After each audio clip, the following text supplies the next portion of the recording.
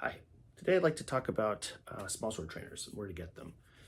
I get asked this question a lot by my own students. I get asked online, what do you use? Where do you go? How much do they cost? And it's all over the map.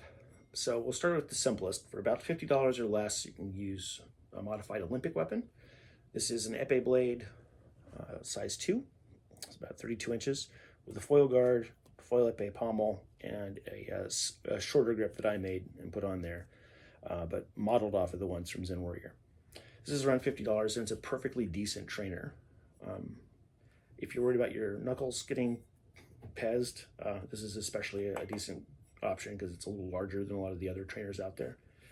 It's not necessarily the most historically accurate for those of you who really care about that, but it's close enough. There were round guards on some small swords, and the weight's close too. A little heavier than most of them were, but it's a good option for 50 bucks. Another popular, at least in the US, another popular option are the hilt bits and pieces from Zen Warrior. And there's one example. This is their, what they call a crown guard, or it's a bilobate guard with a knuckle bow. They used to have another piece that had had small annulets. It was very square and a little uncomfortable, but I don't know if they're still making that or not.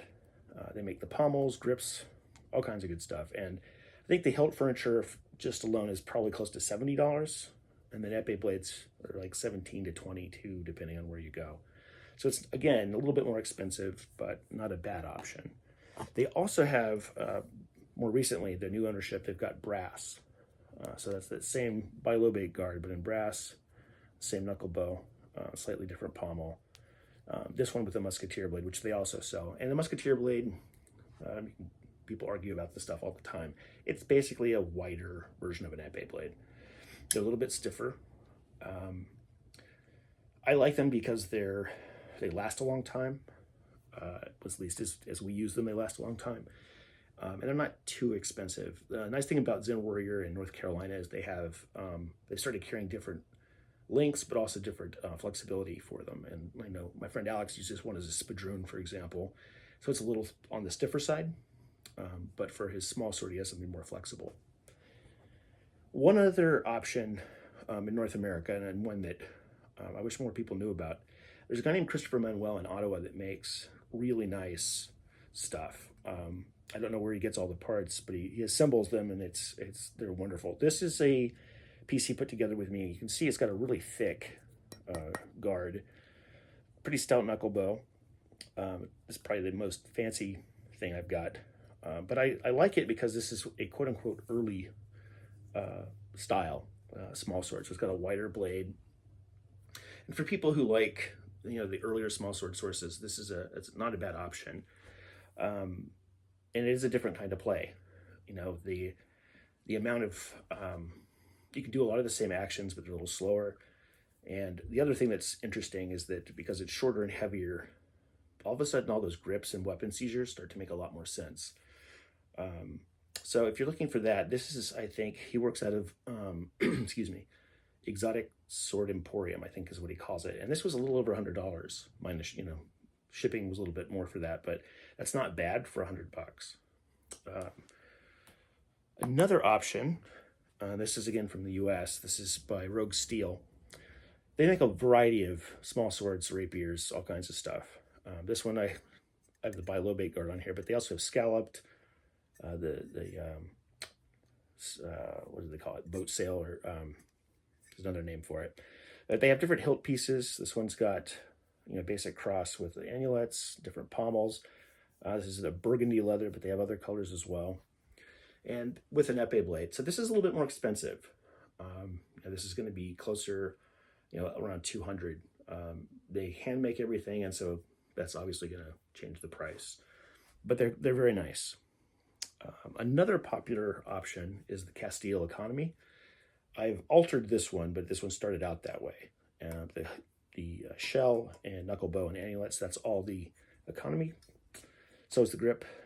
This is actually a Zen Warrior pommel, and then this is Sam's, same guy at Castile. This is his Kolishmard blade. It's a really stout guard. If you are worried about something pretty being damaged, use this instead. if you're doing a lot with saber or broadsword versus small sword, this is what you want. It's heavy, but that's okay. It'll train your arm, make you strong. My favorite, or at least one of my favorites, is the feather small sword. This is the style 2, or the old style 2, I should say. It's got the pierced guard.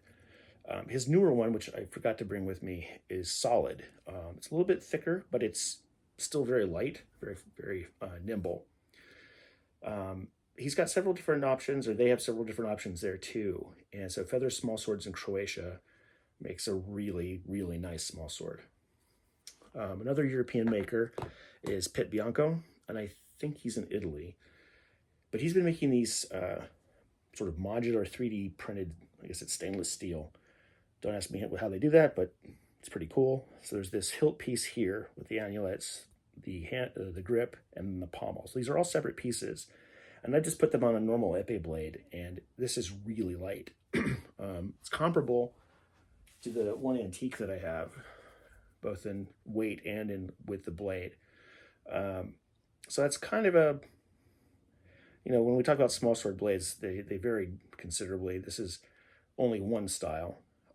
But this kind of weapon is close in weight to this one. When this is, I think they're both a little over 300 grams. So it's a very nimble, very quick weapon to use. There are a couple other makers out there. There's Arnas in Spain, who makes a really pretty looking small sword. HF Armory in Kiev in Ukraine makes a fantastic trainer. Uses sort of modified Olympic parts. And pretty inexpensive. These guys are also amazing with shipping. I've waited for American retailers to send things for months. And despite the fact these guys are being shelled 24/7, the last time I ordered from them, I got stuff in 2 weeks. So if you want to help the Ukrainians out and help these guys out at HF Armory, I definitely recommend them. And they also make rapiers, a couple other things too. So good outfit. There's also, I think they're in Serbia now, and I always mispronounce this, so apologies. I usually, in my head, I say Kvetun, but it's Kvetun, however that's properly said. They make some very good, nice stuff too. They have a Kolishmard. It's on the heavier side, but still pretty nimble, as well as I think a Spadroon and another small sword, sort of a basic model. And there's probably a lot more. I mean, Arms & Armor makes one that's, I think, $700. That's kind of on the high end, definitely on the high end. And there are a couple other people in the US, if not Europe, that are making these too that are going to be a little bit more expensive. So it really comes down to what you want. What I'll do next, I'll put each of these companies and their contact information and links in the comments below this.